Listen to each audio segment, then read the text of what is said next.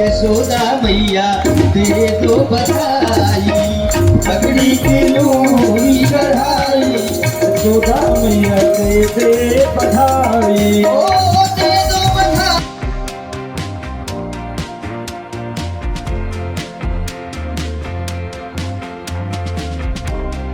मंच में आए श्री संतोष उपाध्याय जी, मंच में आ गए श्री पंडित लवरेश पंडित जी, आवाज सुन रहे हो तो मंच में आए श्री पंडित नंदन गोपाल जी, मंच में आए श्री पीके मिश्रा जी, श्री पीके मिश्रा जी मंच में आए हैं। और सभी देखिए हम लोगों ने आप लोगों को इसलिए बुलाया है, ये जो श्री मुकेश तिवारी जी हुए, श्री श्याम सुंदर तिवारी जी हुए, इन्होंने देखिए कितना सहयोग में कार्य को किया रहा है। और इन्होंने कहा महाराज जी चिंता मत कीजिए, यहाँ की जो जनता है, यहाँ की जो जनार्दन है, यहाँ के जो भक्त हैं, सब आनंद होगा। तो आज ही आनंद ठाकुर जी के भजनों में आप लोग लेंगे, तो आइए भजनों का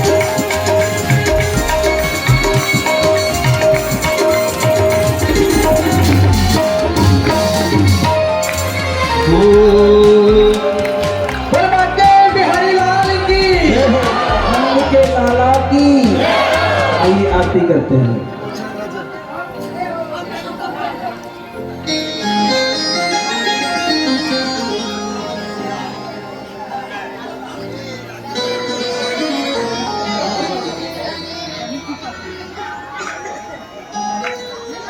कथा का है और आज हम हमारे बीच में उपस्थित हैं जो महाराज आचार्य विवेक पांडे जी। हम उनसे जानना चाहेंगे कि वो हर जगह पे कहीं ना कहीं कथाएं करने जाते हैं, तो आज गुजरात के क्षेत्र में वापी की इस धरा पर आप आए हैं, तो आपको कैसा लगा यहाँ पे इस धरती पे? बहुत सुंदर लग रहा है और इन सबका बहुत प्यार और सम्मान मिल रहा है। भगवान के गुणगान करने में मुझे भी बहुत आनंद आ रहा है। जी महाराज जी, आप कितने समय से कथा कर रहे हैं? मुझे यहाँ पे तो 3 साल हो गए। दूसरी बार मैं माता मंदिर पे किया जी। इससे पहले मैं 11 कथा सिलवास, वापी और वलसाड़ में। तो आपका निजी स्थान जो है वो मतलब मथुरा वृंदावन है? जी, वृंदावन में शिक्षा ग्रहण किया। मेरा जन्मभूमि चित्रकूट है जी। और पढ़ाई लिखाई सब शिक्षा वृंदावन से मिली है। महाराज जी, मेरे कुछ 2-3 सवाल हैं। जैसे कि आज आप देख रहे हो जो हम लोग कलयुग जमाने में रह रहे हैं समाज में, तो यहाँ पे जो हम सनातन धर्म और अपने जो संस्कृति की बात करते हैं, आज सारे लोग जो समाज में हैं, आप जैसे महापुरुष लोग आकर के हमें कथाओं का ज्ञान देते हैं, 7 दिवस आपका समय निकाल करके आप आते हैं, इतना बढ़िया वर्णन करते हैं, यहाँ पे पब्लिक आती है जो यहाँ पे बैठते हैं लोग। लेकिन सनातन धर्म जो हमारा है उसकी जो पकड़ है, या कहा जाए अगर देखिए तो उसकी जो मतलब आज जो जरूरत है हमको समाज को, वो उससे लोग भ्रमित क्यों हैं? उसके लिए हम ऐसा आपके तरफ से या देश के सभी जनताओं को मतलब ऐसा क्या करना चाहिए? क्योंकि कथाएं 7 दिन की होती हैं, तब तक उनका सब भक्ति भाव सब यहाँ पे रहता है, लेकिन उसके बाद आप देख ही रहे होंगे समाज में जिस तरीके की घटनाएं घटित होती हैं, तो ये हमारे लिए सभी हिंदुस्तान के जितने भी हिंदू सनातन धर्म के लोग, उनके लिए एक बहुत ही दर्दनाक चीजें हैं। तो क्यों हमारी जो युवा पीढ़ी है, हमारी जो महिलाएं हैं, हमारी बेटियां हैं, वो भ्रमित क्यों हो रही हैं? कमी कहाँ रह जा रही है? इसमें संस्कार की कमी है जी। पहली बात तो ये, घर से ही अच्छे संस्कार देना चाहिए। बिल्कुल सत्य है। फिर आजकल के बच्चों को भी है भगवान से जुड़े रहना चाहिए, पूजा पाठ करें, कथा सत्संग सुने, तो उन्हें अच्छा संस्कार मिलेगा, अच्छी जानकारी मिलेगी जी। अभी एकदम अपोजिट जाते हैं भक्ति भाव। इसका कहीं ना कहीं देखा जाए तो जो आज का कल्चर है हमारा, जो मॉडर्न कल्चर, जो माँ बाप बच्चों के हाथ में मोबाइल, गाड़ियाँ महंगी महंगी ये चीजें दे दे रहे, ना कि उनके हाथ में गीता ज्ञान, हमारे रामायण ग्रंथ, हमारे ग्रंथों के बारे में अगर उनको शिक्षा दी जाए, तो मुझे लगता है कि हमारे घर में भी आप लोग आकर के 7 दिन हमें जो कथा सुना कर जाते हैं, वो हम अपने घर से निजी अपने अपने घरों से भी शुरू करके बच्चों को ज्ञान देना चाहिए, मेरा ये मानना है जी। आपका कहना एकदम सत्य है। समय निकाल करके पढ़ाई लिखाई से फ्री हो जी, तो टीवी में कम से कम कथा सुने, महापुरुषों की वाणी सुने, सत्संग सुने, तो इससे काफी सुधार हो जाएगा। हमारा एक ही लक्ष्य रहता है, अपने सनातन धर्म को आगे बढ़ाना जी, और कोई भी परेशान तकलीफ में न रहे, सब समझदार बने, सब भगवत संबंधी चर्चा करें। महाराज जी, इसमें एक और तथ्य ये भी आता है कि आप देख रहे हैं बड़े बड़े जो कथावाचक, मैं किसी को टीका टिप्पणी नहीं कर रही हूँ, मगर जितने भी पीठाधीश बैठे हुए हैं, जितने भी बड़े बड़े हमारे महाराज गुरु जी लोग बैठे हुए हैं, मुझे क्षमा करिएगा अगर मेरे कटु शब्द आपको बुरा लगे तो, लेकिन आज ये बोलना बहुत मुझे मतलब अनिवार्य लगा, क्योंकि हम देख रहे हैं कि हमारे देश की आज है ना क्या स्थिति हो रही है। तो वो जो बड़े बड़े जो जितने भी कथावाचक हैं, वो आज एसी घरों में बैठे हुए हैं, एसी उनको पूरी फैसिलिटी मिलती है, उनको Z+ सिक्योरिटी मिलती है, उनके पास मर्सिडीज गाड़ी, BMW वगैरह, प्लेन से उनको आगमन आने जाने का। लेकिन वो देखिए आखिर वो सब किसके लिए लड़ रहे हैं? हमारे सनातन धर्म, हमारे गुरु हैं। आज जो अपना महामंडलेश्वर के नाम से ज्ञानी मानी गुरु संत के महंत, हम उनको देखते हैं तो हम उनके मार्गदर्शन पे जाने की कोशिश करते हैं, हम उनकी कथाएं सुनते हैं। मगर अभी कुछ समय देखिए एक वीडियो वायरल हुआ है जिसमें कि एक मतलब कथावाचक, मैं नाम नहीं लेना चाहूंगी क्योंकि नाम लेने से शायद उनका अपमान होगा, लेकिन एक दूसरे पर टीका टिप्पणी कर रहे हैं। तो ये क्यों है? तो हम भ्रमित हो रहे हैं, मतलब जो जनता है, जो हम लोग समाज के लोग हैं, वो भ्रमित हो रहे हैं कि आप इतने बड़े पीठाधीश्वर होकर के आप इतने बड़े मतलब इसमें विराजमान होते हैं और हम आते हैं, हम आपको सुनते हो, तो हमारा मार्गदर्शन कहाँ से होगा? क्योंकि बड़े बड़े जितने भी हमारे साधु संत महाराज लोग हैं, आखिर आप किस चीज के लिए लड़ रहे हो? आप आपस में लड़ रहे हो, बटोगे तो कटोगे, ये पॉलिटिकली एजेंडा बनाया गया, मगर ये तो हमारे धर्मों में भी आ रही है। तो इसका अंत कब होगा? हमें क्या चाहिए? हमें अखंड भारत चाहिए, हमें हमारा सनातन धर्म की रक्षा चाहिए, हमारी बहू बेटियां सुरक्षित रहे, लेकिन वो तो बिल्कुल नहीं हो रहा है, वो बिल्कुल नहीं हो रहा है। वो वहाँ बैठ के जो है बस बड़ी बड़ी ज्ञान देते हैं। अगर हम देखा जाए, उनकी घड़ियां देखिए, उनकी रहन सहन देखिए, उनकी लाइफस्टाइल देखिए, तो हम तो मतलब समझ नहीं पाते कि हम किस दिशा में जाएं। ये सब है ना, सब जनता का बढ़ावा किया हुआ है। जो हमारे सनातन धर्म के प्रति लड़ता है उसका साथ देना चाहिए जी। हम सबको समझदारी से काम लेना चाहिए, शस्त्र और शास्त्र दोनों रखना चाहिए। और जो ऐसी सलाह देते हैं, मतलब धर्म के बारे में नहीं सोचते, सिर्फ अपना देखते हैं, तो ऐसे लोगों से दूरी बना के रखें। महाराज जी, वो बात आपकी सही है एकदम, लेकिन कभी कभी ना सवाल तो आते हैं ना दिमाग में कि किसको फॉलो करें।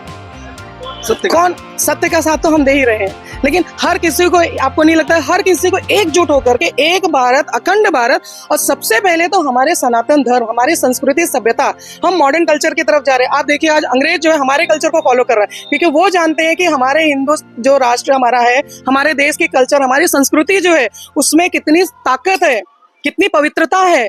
लेकिन हमारी जो बहु बेटियां, नारियां हैं, वो क्यों भ्रमित हो रही है? आखिर कमी कहाँ आ रही है? समाज में भी कमी है, घर में भी कमी है, और उनके एजुकेशन कल्चर में भी कमी है। हम वेस्टर्न कल्चर की तरफ भाग रहे हैं। हमें इंग्लिश मीडियम स्कूल में पढ़ाना है, तो हम कल्चर और संस्कृति कब सीखेंगे और कहाँ से सीखेंगे? देखिए, अपने देश में 2 गद्दी चलती हैं, एक राजगद्दी और एक व्यास गद्दी। बिल्कुल। जब राजगद्दी भ्रमित हो जाती है तब फिर व्यास गद्दी काम आती है जी। तब फिर गुरु मार्गदर्शन करते हैं जी। और ऐसा चाहिए कि कोई योग्य गुरु हो जो सबको सत्य के मार्ग पर ले जाए, अपने धर्म को ध्यान में रखते हुए, न कि भ्रमित करके सिर्फ। महाराज जी ऐसे गुरु की तलाश कर रहे हैं, लेकिन अभी तक जो है जिसको भी अपने बोलते हैं ना नतमस्तक पर बैठा लेते हैं, फिर अगले दिन पता चलता है कि इस तरीके की कटु शब्द इस्तेमाल होते हैं, इस तरीके की, मतलब वो उस पीठाधीश होकर के उस पे बैठ करके वो ऐसे ऐसे शब्द बोल जाते हैं कि हम लोग खुद ही भ्रमित हो जाते हैं। तो करें तो क्या करें? क्योंकि देखिए सबसे बड़ी कमजोरी हमारे धर्म में है। हम अपने धर्म को पहचान ही नहीं रहे, हम अपने धर्म को जान ही नहीं रहे, हम अपने धर्म की है ना उसकी कीमत, उसकी जो पवित्रता है उसे हम पहचान ही नहीं पा रहे हैं। इतनी सारी वेद हमारे हैं, इतने सारे शास्त्र हमारे हैं, हमारे सब कुछ हमारे पास है, फिर भी हम इतने पीछे क्यों हैं? इस सीधी सी बात है, अपने बाप को बाप नहीं मानते, दूसरे के पीछे भागते हैं जी। सबको ये चाहिए कि जो अपने धर्म में इतने धर्म ग्रंथ हैं, इतने भगवान हैं, तो अपने देवताओं के पीछे जाओ, उन्हीं की शरण ग्रहण करो। इधर उधर भटकने से अच्छा है जी एकजुट होकर के अपने धर्म को आगे बढ़ाओ, अपने देवताओं का सम्मान करो, उनका ही पूजन करो, तभी कल्याण होगा जी। क्योंकि महाराज जी देखिए, हमारा धर्म खतरे में है, हमारा राष्ट्र भी खतरे में है, लेकिन हम जागरूक नहीं हो रहे। आखिर हम जागरूक कब होंगे? हमारे बीच उपस्थित है श्याम सुंदर तिवारी जी और ओपी मिश्रा जी। मैं उनसे भी 2 शब्द पूछना चाहूंगी कि अभी मैंने जो सवाल किए हैं, तो आपका इस पे क्या कहना है? देखिए क्या है महाराज जी, हम पहले तो आपको कथा के विषय में बता देते हैं। हाँ बिल्कुल बिल्कुल। महाराज जी हमको मिले, हमारे घर पे क्या रुद्राभिषेक हो रहा था 1 जनवरी को जी, और नए साल के उपलक्ष्य में महाराज जी ने महाराज जी को बुलाया और आए। बहुत महाराज जी ने बताया मेरे को कि मैं ऐसे है, मैं ऐसा कार्यक्रम करने जा रहा हूँ। मैंने अपने गुरु जी से पूछा जो हमारे पूजा करा रहे थे जी, बोले तिवारी जी आप बस खड़े रहो, अपने आप कार्य हो जाएगा। बिल्कुल सही। आज भोले बाबा का हमने क्या हवन करके उठा और भोले बाबा का ऐसे चमत्कार हो गया कि आज देखो भागवत महापुराण का कथा हो रहा है और पूरा पंडाल भरा हुआ है जी। और मेरे को महाराज जी भी, व्यास जी भी हमको ये बोले तिवारी जी आपको कोई चीज नहीं करना है, सिर्फ आप साथ में हमारे खड़े रहो बस। तो मैंने मुकेश तिवारी जी को भी फोन किया, ओपी जी को भी फोन किया, आशीष शुक्ला को भी फोन किया और सबको फोन किया। सब एग्री हुए, बोले भैया हम साथ में मिल करके सब कोई गुरु जी के साथ में है और गुरु जी ये फंक्शन को पूरा अच्छे ढंग से करें और ये भागवत पुराण कथा को अच्छे ढंग से आगे बढ़ाएं और सनातन धर्म को आगे प्रचार प्रसार करें हम लोग तक बढ़ाएं। जी बहुत बहुत धन्यवाद। जैसे कि आपने कहा, आपका ये जो कदम है बहुत ही सराहनीय है, इसमें कोई 2 राय नहीं है। मैं अपने जीवन में हमेशा यही प्रतिज्ञा करता हूँ कि सनातन धर्म के लिए मैं जीता मरता रहूंगा। बहुत बहुत धन्यवाद का, आपके शब्द बहुत ही मूल्यवान थे।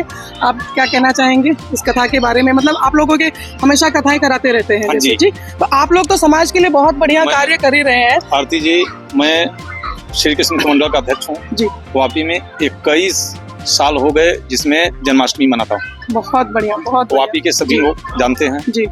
3 तारीख को श्री श्याम सुंदर तिवारी जी हमको फोन किए कि आरोपी भाई एक फोटो भेजो, कल से कथा चालू है। अच्छा। तो मैं बोला ठीक है आता हूँ। फिर उसके बाद जो फोटो था मैं भेजा और 3 को हम लोग मुलाकात नहीं हो पाया। 4 को फिर बोले कि आइए कथा में। 4 को मैं वापी से बाहर था, फिर 5 से शुरुआत हुआ, फिर लोगों से चर्चा होती रही। फिर कल मीटिंग हुई कि एक भंडारे की व्यवस्था कर दिया जाए, भागवत है कथा है, उसके बाद भंडारा हो। सही बात है। फिर इच्छा पूर्ति के लोग आए, बोले कि ब्रह्म सेवा समिति, ब्राह्मण समाज और इच्छा पूर्ति के दोनों लोग मिलकर के भंडारा करेंगे जी। भंडारा का भी रखा गया, 11 तारीख को भंडारा है, कथा जैसे हवन होगा, समापन होगा। गुरुजी से मिले, बहुत ही अच्छा लगा। और सनातन धर्म का प्रचार तो हम लोग इसीलिए पैदा ही हुए। सही बात है। तो इसलिए करना ही है।